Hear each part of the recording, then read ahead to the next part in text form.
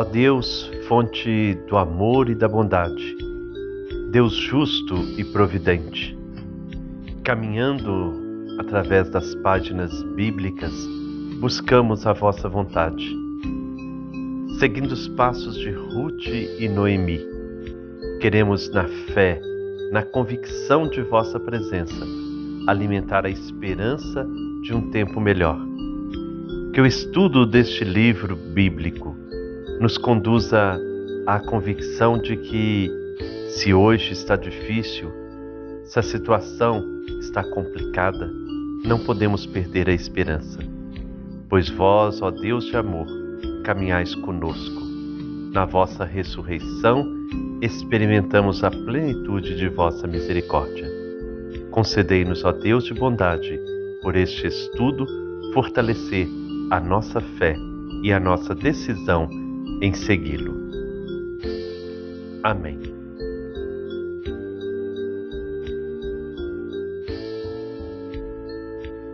Irmãos e irmãs, paz e bem, hoje, dia 3 de maio, nós continuamos então esta caminhada com Ruth.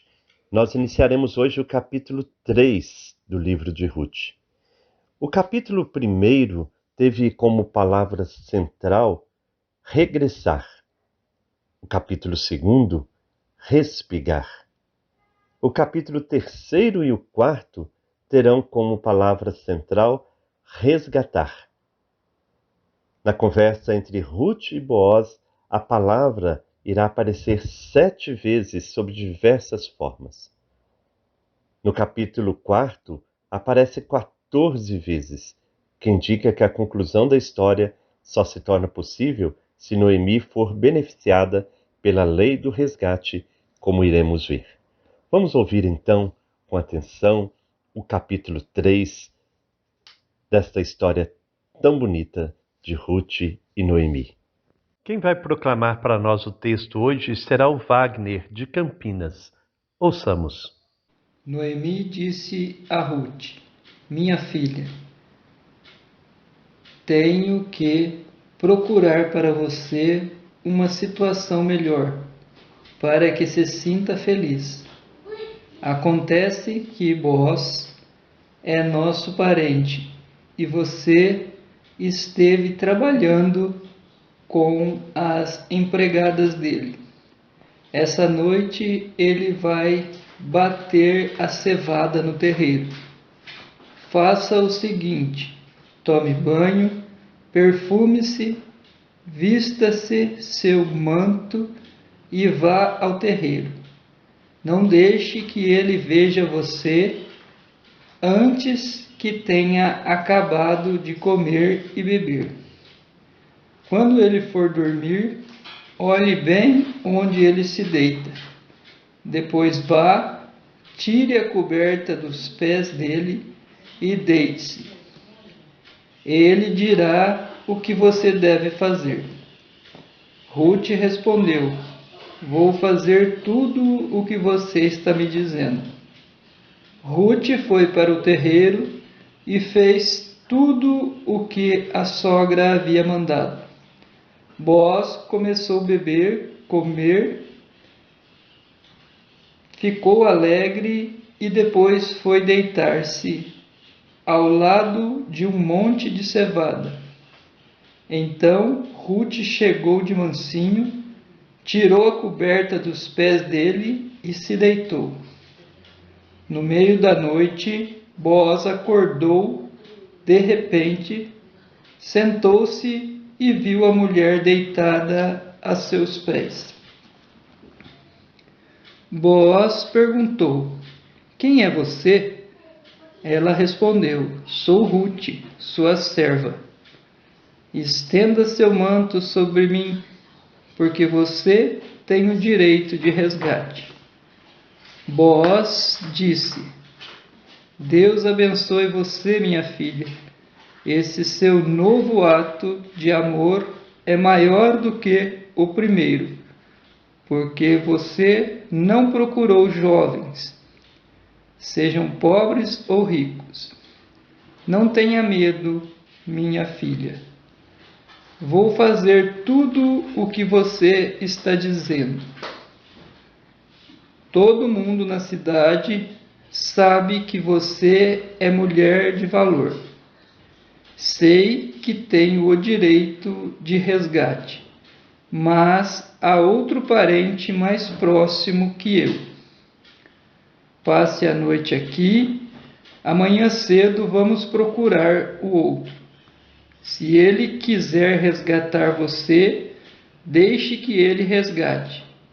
Se ele não quiser resgatar você, então eu usarei o meu direito de resgate.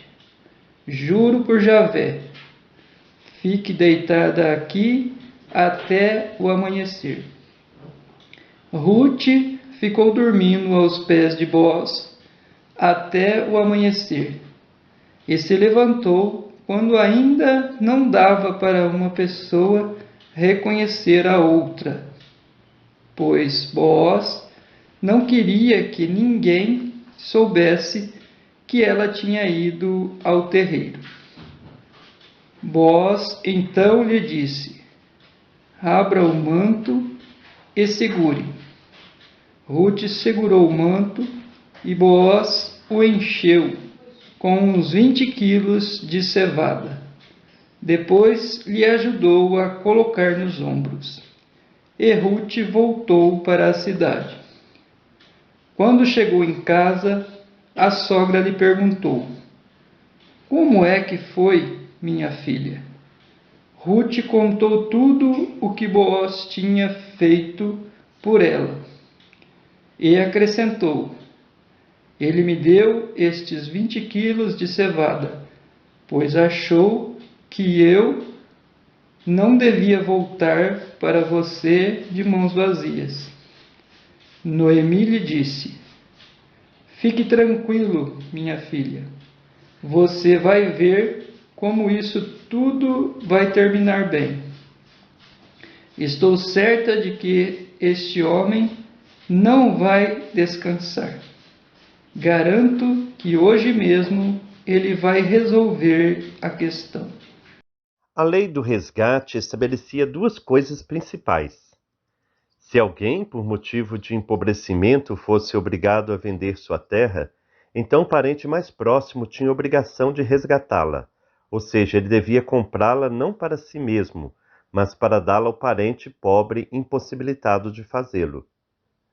E em segundo, se alguém ainda por causa de uma situação de empobrecimento via-se obrigado a vender-se a si mesmo como escravo, o parente mais próximo tinha obrigação de resgatá-lo, ou seja, ele devia pagar a soma necessária para que seu irmão recobrasse a liberdade. Esse parente próximo era chamado de resgatador. O objetivo da lei do resgate era de defender e fortalecer a família no sentido amplo, como clã, comunidade. Essa lei impedia que um pequeno grupo acumulasse propriedades às custas dos mais pobres. Impedia também que as pessoas pobres viessem a perder a liberdade, tornando-se escravas dos mais ricos. Mas, principalmente, essa lei incentivava o sentimento de responsabilidade familiar. Cada qual devia sentir-se chamado a zelar pelo bem-estar de seu irmão, sua irmã, sua comunidade. É por essa razão que Noemi, ao descobrir que Boaz pode resgatá-las, invoca a bênção do Senhor. A palavra hebraica goel, ou resgatador, é rica de sentido. Em nossas Bíblias, ela costuma ser traduzida por Salvador, Redentor, Libertador, Defensor, Protetor, Advogado, Consolador. A prática do resgate tem um sentido teológico muito profundo. Ela está ligada à libertação que o Senhor operou em favor de seu povo quando este ainda vivia em escravidão no Egito. O cântico do capítulo 15 do Êxodo o diz claramente: com tua mão o Senhor conduziu teu povo que o resgatou. Com tua força o guiaste para a tua santa morada. O povo de Israel foi resgatado, isto é, libertado por Deus para viver em liberdade. A lei do resgate está, pois, de conformidade com essa ideia. Ela previne contra a escravidão e a alienação da propriedade. Mais que uma simples lei de caráter social, jurídico ou econômico, ela é uma instituição que visa, em última análise, a solidariedade entre os membros de uma família, assegurando assim a liberdade e a integridade do povo de Deus. As partes mais recentes do livro de Isaías atribuem a Deus o título de resgatador. Deus é o Goel de seu povo, porque ele os salva, liberta, resgata, defende, protege, consola e dá vida. Dada a riqueza da palavra, não é de estranhar que a conversa entre Booz e Ruth, na eira, gire em torno dessa questão, tanto mais que na história de Ruth, a lei do resgate toca na do levirato, que concerne diretamente a Noemi e Ruth. Essa lei do levirato nós vamos refletir no dia de amanhã. Mas nós podemos também nos perguntar: e hoje? A lei do resgate obrigava os parentes a encarregar-se do membro da família que estava em dificuldade. Qual é a ideia de família que está por trás dessa atitude? Será que ele tem algo a ver com o ideal que a nossa sociedade tem hoje da família? Essa lei invoca a responsabilidade mútua.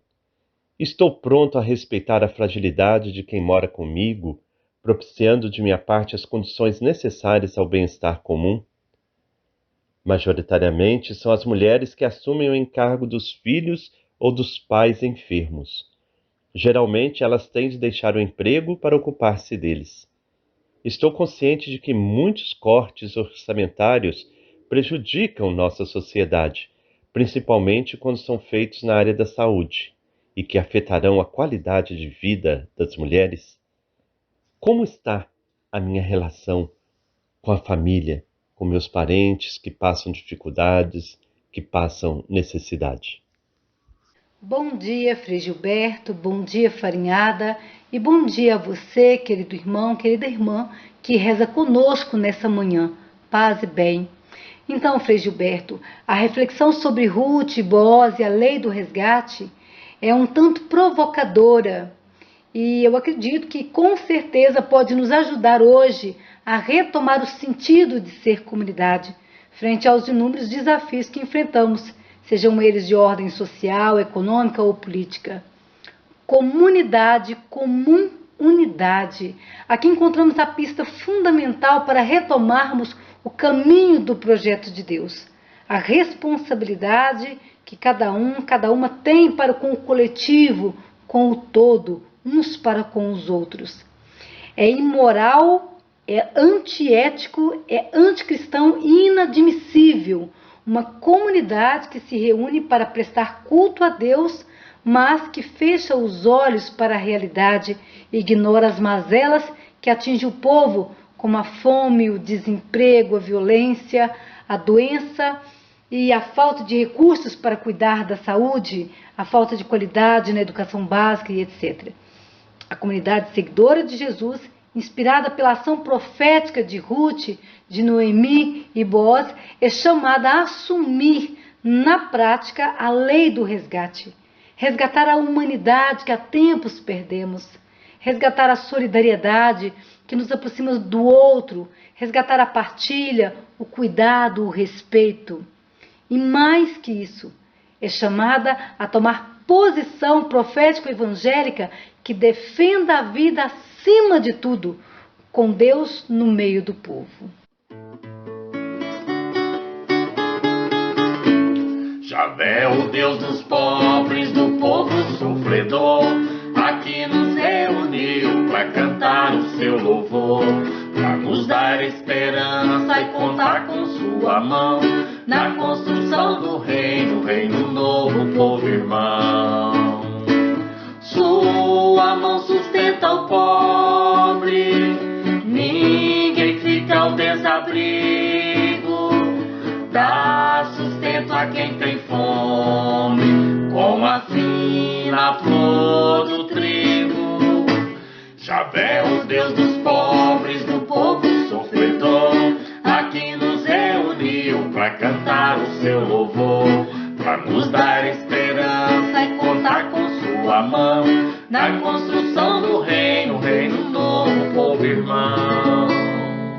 Chegamos ao final desta reflexão, que a história de Ruth nos dê de fato cada vez mais esperança e força para seguirmos adiante, não desanimarmos nunca, porque o Senhor está sempre conosco, e que Ele nos abençoe, em nome do Pai, do Filho e do Espírito Santo.